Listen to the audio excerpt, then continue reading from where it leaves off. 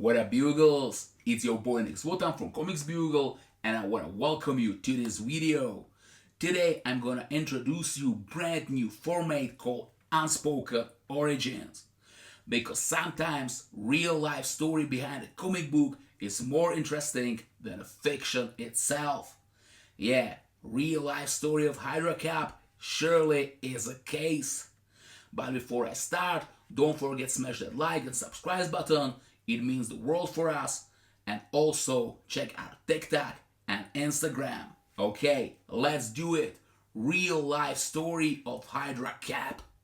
Let's travel in a time to the May of 2016 when first issue of Nick Spencer's series Captain America Steve Rogers was released. You know what? No, scratch that. Let's travel a little bit further to the October of 2015. That was a time when was released first issue of Captain America Sam Wilson series, also written by Nick Spencer.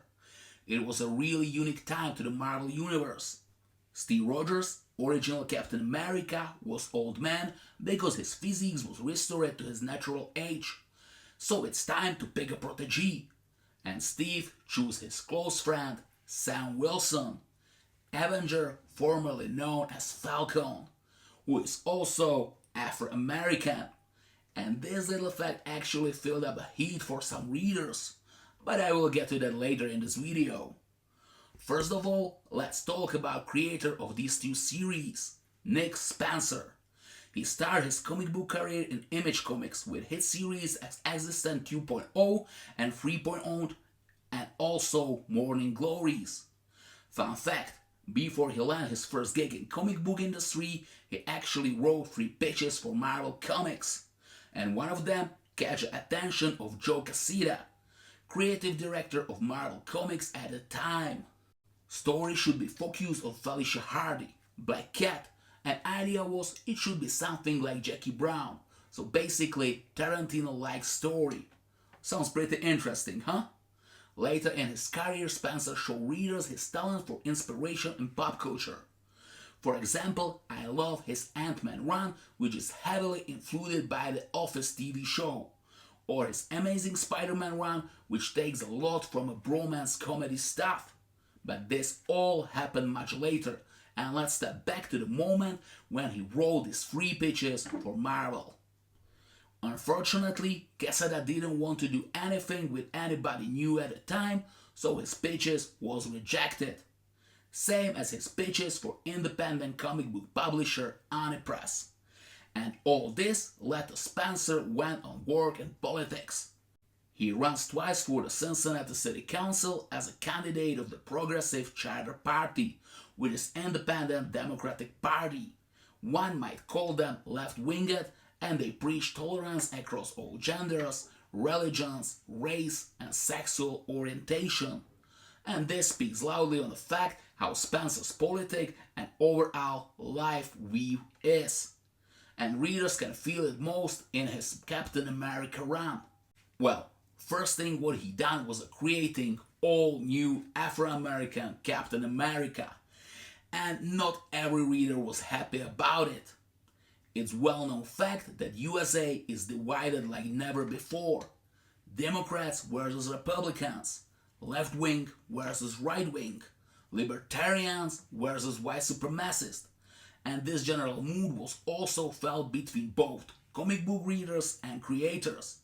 And it leads to creating something called Comicsgate, right-wing campaign in opposite to diversity and progressivism in the North America superhero comic book industry. They object to diversification of comic books, especially the increasing inclusion of women as writers and characters. The storylines objected to include those such as the all-new, all-different campaign undertaken by Marvel Comics, in which various white male characters that had traditionally had the superhero identities of Wolverine, Thor, Hulk, and Spider-Man were temporarily replaced by female or racial minority characters. So like I said before, Sam Wilson as Captain America was slapped to the face for all these individuals.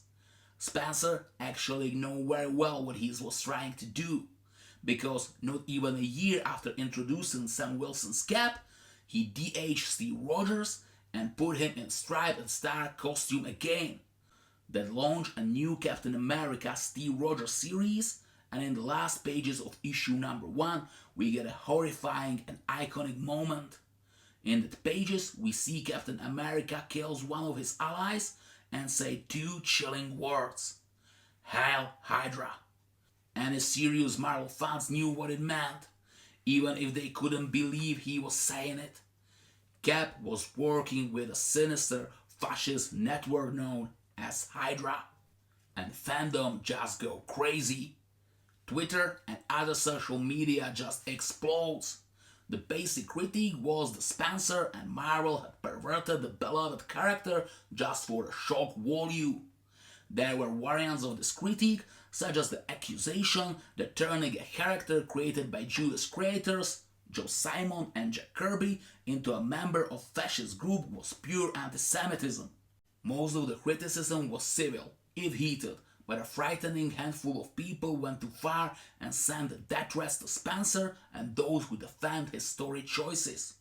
I'm not gonna spoil the conclusion of this story so you can read it for yourself, but I'm gonna say this. Spencer knew very well what he was doing, and all this would start with Afro-American Sam Wilson's Captain America, Hydra Cap Steve Rogers, and concludes in epic finale. Secret Empire was extremely clever written story and fantastic smart metaphor and mirror to broken fandom of superhero comic book.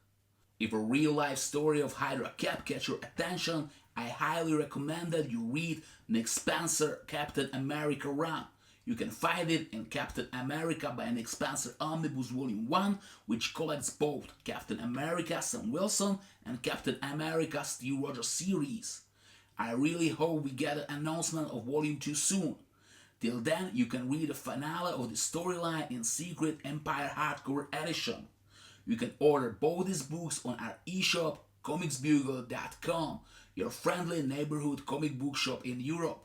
Accept the great catalog of collected, deluxe and absolute editions, epic collections and omnibuses, we guarantee you eco-friendly Hulkproof packaging, free shipping in whole EU, an option to pre-order your comic book now and pay for it later.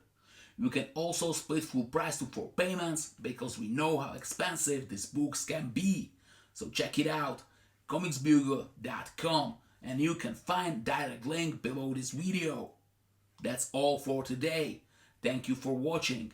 Don't forget to smash that like and subscribe button so you don't miss out any further videos. Also, you can write us in comment section what other omnibuses would you like to see in our videos. And see ya, Bugles!